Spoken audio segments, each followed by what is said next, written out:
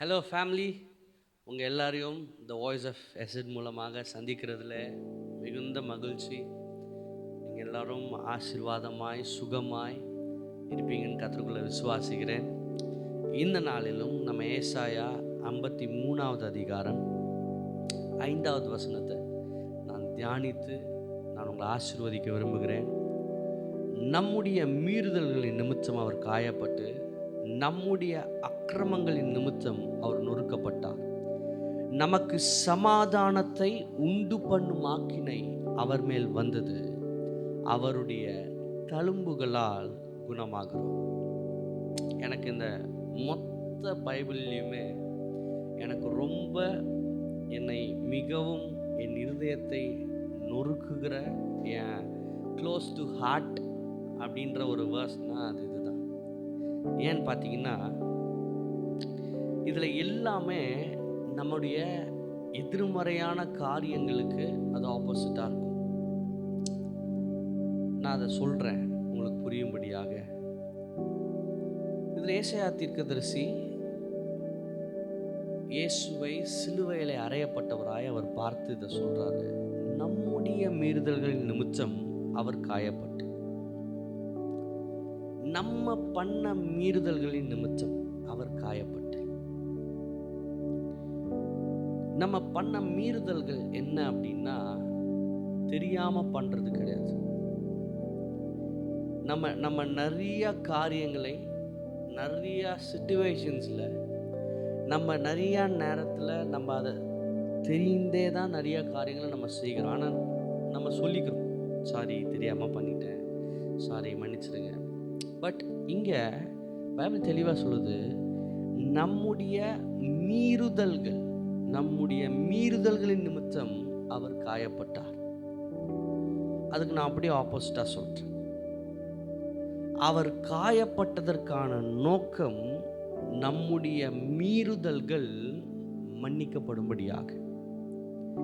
அடுத்து, நம்முடைய அக்கிரமங்களின் நிமித்தம் அவர் நொறுக்கப்பட்டார். நம்ம பண்ண அக்கிரமத்தினால, கொஞ்சம் நெஞ்சு அக்கிரமடா பண்ணுறீங்கன்னு கேட்பாங்க நம்ம ஊரில். அப்படி நம்ம பண்ண நிறைய அக்கிரமங்களினால, நாம் செய்த நிறைய பாவங்களின் நிமித்தம், நிறைய அக்கிரமங்களின் நிமித்தம் அவர் நொறுக்கப்பட்டார். நமக்கு சமாதானத்தை உண்டு பண்ணும் ஆக்கினை அவர் மேல் வந்தது. நமக்கு சமாதானம் வேணும்னா வேற வழியே இல்லை, அவர் ஆக்கினைக்குள்ளாக போய் தான் ஆக வேண்டும். சிம்பிளா ஒன்று சொல்றேன். இப்போ நம்ம பட வேண்டிய எல்லா பனிஷ்மெண்ட்ஸையும் எல்லா ஜட்ஜ்மெண்ட்டையும் அவர் தம் மேலே ஏற்றுக்கொள்றார், தாம் மேலே ஏற்றுக்கிறார். ஏன் மீறுதல்கள் நிமித்தம் அவர் காயப்படுகிறார், ஏன் அக்கிரமங்களின் நிமித்தம் அவர் நொறுக்கப்படுகிறார். அவர் செஞ்சதுனால அவர் காயப்படல. இப்போ நம்ம ஒரு எக்ஸாம்பிளுக்கு உங்களுக்கு சொல்றேனே, ஒரு கேண்டில் இருக்குன்னா, நான் கை வச்சேன்னா பக்கத்தில் இருக்கவங்களுக்கு எரியாது. யாருக்கு தான் எரியும்? எனக்கு தான் எரியும். நான் ஒரு நைஃப் எடுத்து கட் பண்ணிக்கிறேன் அப்படின்னா அது எனக்கு தான் வலிக்கும், பக்கத்தில் இருக்கவங்களுக்கு வலிக்கக்கூடாது. ரைட்? அதுதான் நியதி. ஆனால் இங்கே பிகாஸ் ஆஃப் ஹிஸ் லவ், நம்ம பண்ண மீறுதல்களை அவர் தம்மேலே ஏற்றுக்கொண்டு அவர் காயப்படுகிறார். ஏன் தெரியுமா? இதுக்கு மேலே என் பிள்ளைகள் காயப்படாமல் இருக்கும். நம்ம நிறையா இப்போ இருக்கிற ஜென்ரேஷனில் பார்த்தீங்கன்னா நிறைய பேர் காயங்களுக்கு உள்ளாகி இருக்கிறார்கள். நிறைய பேர், வயசானவங்களாக இருக்கட்டும், சின்னவங்களாக இருக்கட்டும், யங்ஸ்டர்ஸாக இருக்கட்டும், எல்லாருமே ஒரு காயங்களுக்குள்ளே அவங்களுடைய இருதயங்கள் ஒரு காயங்களுக்குள்ளே யார் மேலேயோ வச்ச நம்பிக்கையின் மூலமாக காயப்பட்டு, இல்லை ஏதோ ஒரு சிச்சுவேஷன் அவங்க யோசித்த மாதிரி நடக்கலை, அதன் மூலமாக காயப்பட்டு, இல்லை தான் நம்பின நண்பர்கள் அவங்க ஒரு விதமாக ட்ரீட் பண்ணி அது காயப்பட்டு, ஃபேமிலி மெம்பர்ஸ் வேறு விதமாக ட்ரீட் பண்ணி அதுக்கு, இப்படிப்பட்ட காயங்களாலே நம்ம சுற்றி வாழ்ந்து கொண்டிருக்கிறோம்.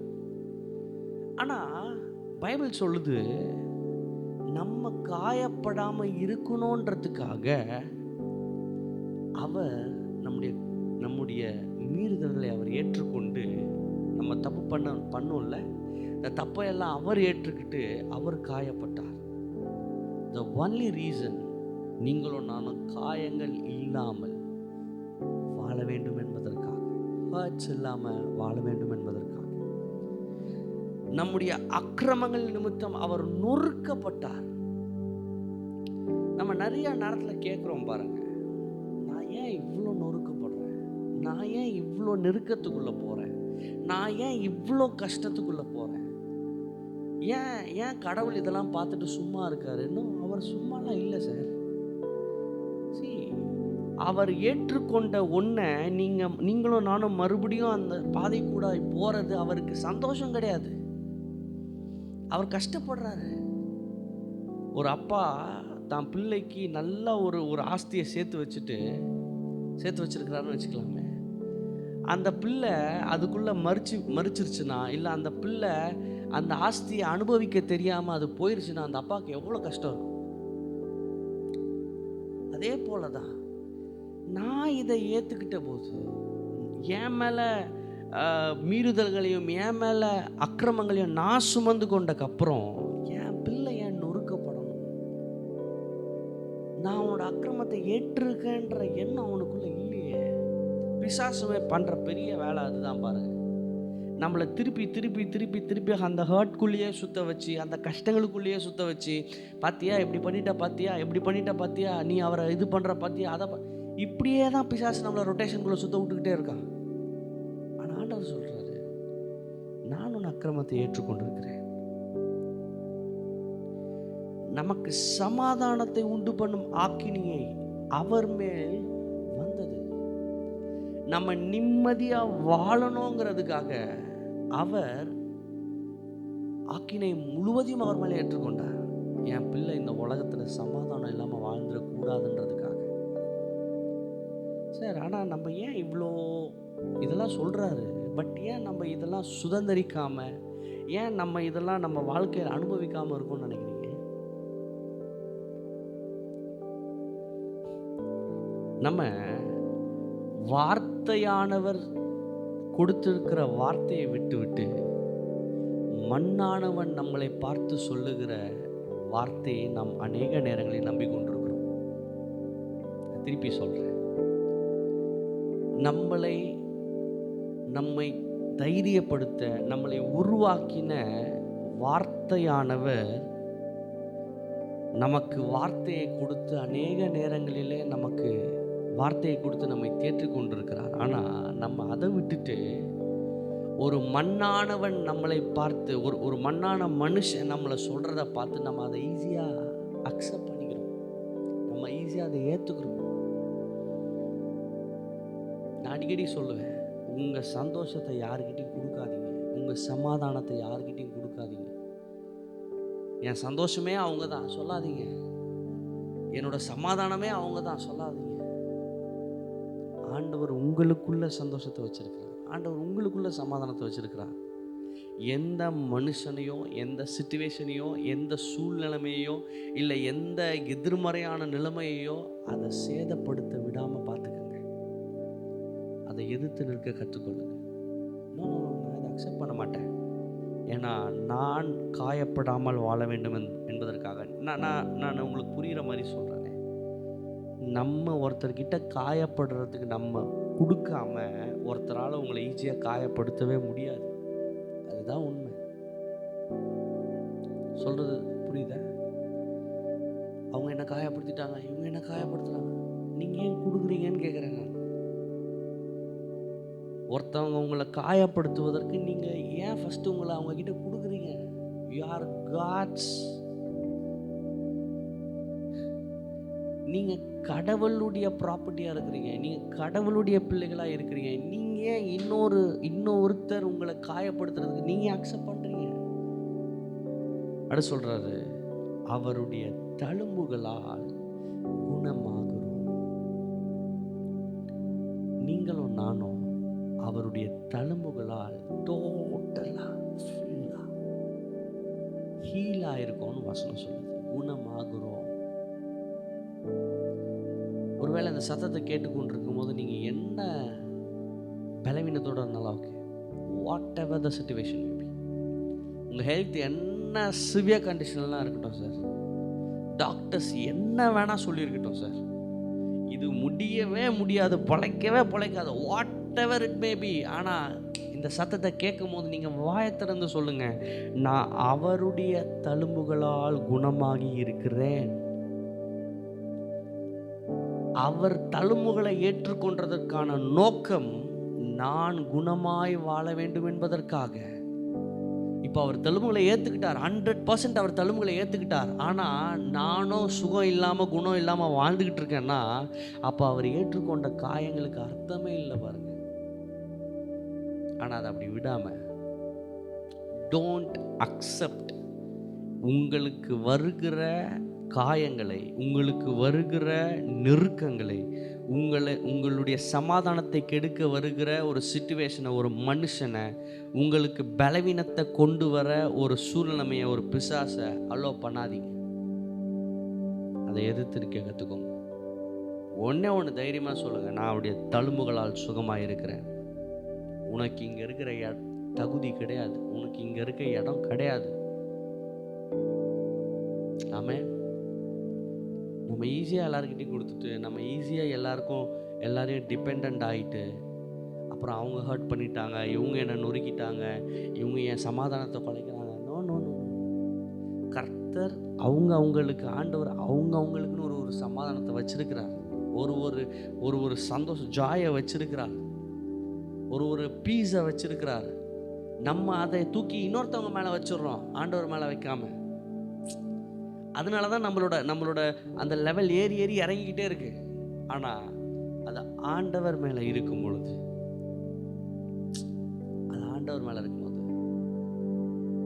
கர்த்தர் என் பட்சத்தில் இருக்கிறார், நான் பயப்படேன், மனுஷன் எனக்கு என்ன செய்வான்.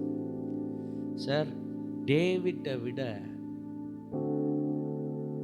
காயப்படுத்தப்பட்டவன் யாருமே கிடையாது, டேவிட்டை விட நொறுக்கப்பட்டவன் யாருமே கிடையாது, டேவிட்டை விட அவன் சமாதானத்தை குலைக்க நினச்ச ஆட்கள் யாருமே நம்மளெல்லாம் பார்த்துருக்க மாட்டோம். ஆனால் அவன் சொல்கிறான், சார், கர்த்தர் என் பட்சத்தில் இருக்கிறார், நான் பயப்படேன், மனுஷன் எனக்கு என்ன செய்வான். தைரியமாக சொல்லுங்கள், இந்த பலவீனம் எனக்கு என்ன செய்ய முடியும், இந்த பிரச்சனை என்னை என்ன செய்ய முடியும், இந்த சூழ்நிலைமை என்னை என்ன செய்ய முடியும். ஒரே ஒரு காரணம், எனக்கானவற்றை எல்லாவற்றையும் அவர் எடுத்துக்கொண்டிருக்கிறார், என்னை சுகப்படுத்தி இருக்கிறார், என்னை ஹீல் பண்ணியிருக்கிறார். எல்லாம் அப்படி காரணம் முடியும். ஆண்டவரே, நான் பிள்ளைகளை மனசார ஆசீர்வதிக்கிறேன்.